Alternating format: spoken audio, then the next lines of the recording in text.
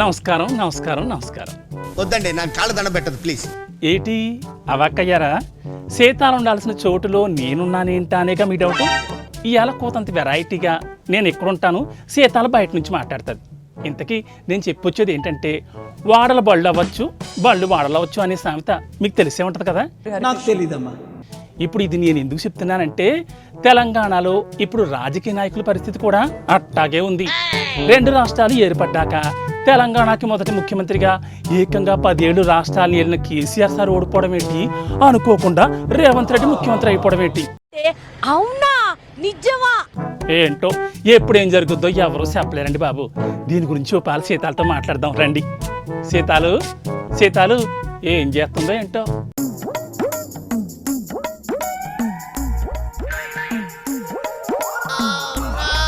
సీతాలు అన్నం తింటున్నావా?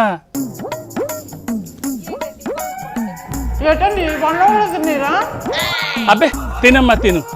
ఎంత ఒద్దిగ్గా కూర్చుని తింటుందో.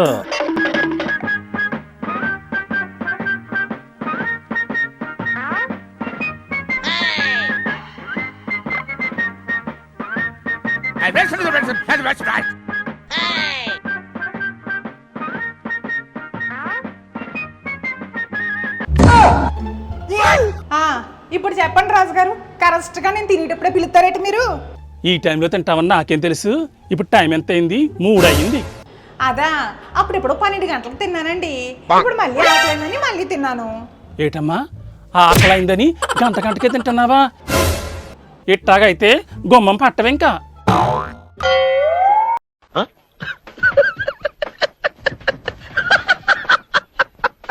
ఈయనటి నాకు దిష్టెట్టేస్తున్నాడు.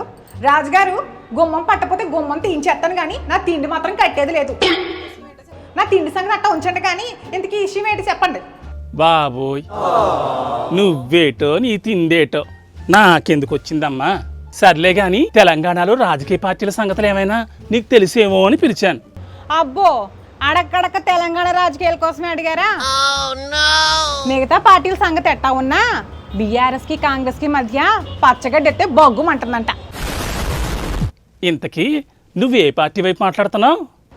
జై కాంగ్రెస్, రేవంత్ అన్న జిందాబాద్. అయ్యో నెమ్మది నెమ్మది, ఇంకా గట్టిగా జిందాబాద్ కొడితే ఏ కిలో నొప్పి పెట్టేయగలదు. ఎందుకండి మీకు అంత కుళ్ళు? మా రేవంత్ అన్న గెలిచాడనా, మీ బాస్ ఓడిపోయాడనా? మరే మిమ్మల్ని చూసే కుళ్ళిపోవాలి. జనాలు బీఆర్ఎస్ మీద కోపంతో మిమ్మల్ని గెలిపించారు కానీ మీకు అంత సీన్ లేదమ్మా సీతాలు.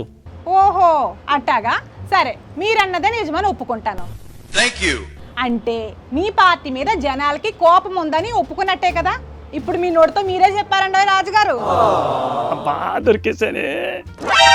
అంటే సీతాలు అది అంటే అది అది రాజుగారెట్టి నీళ్ళు నవ్వులుతున్నారు. అంటే సీతాలు అది అది చిచ్చి, మీరు సిగ్గుపడకండి, చచ్చిపోవాలనిపిస్తుంది. రాజుగారు దిక్కులు చూసిన చాలు గాని మీకు ఈ విషయం తెలుసా?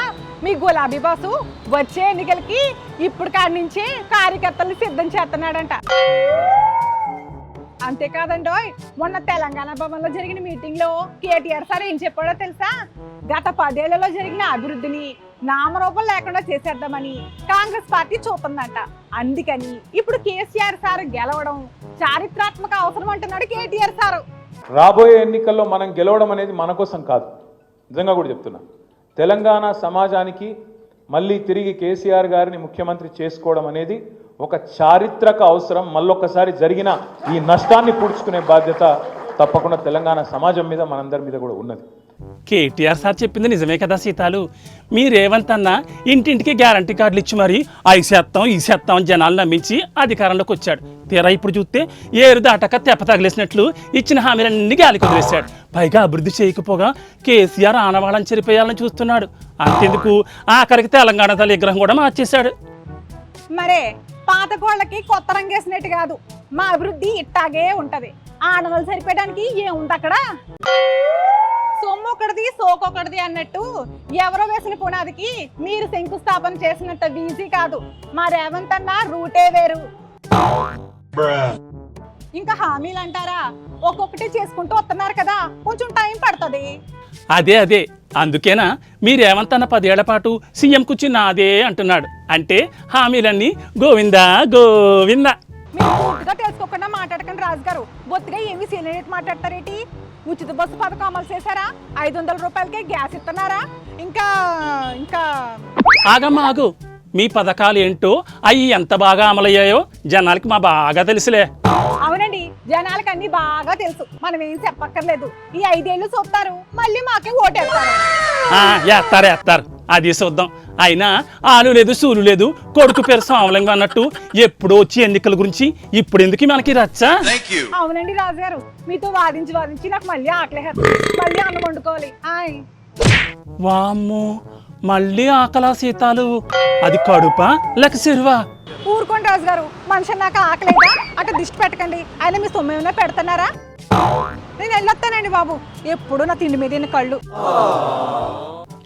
ఏటో మా సీతాలు ఇట్టా తిని ఏమైపోతుందో ఏటో.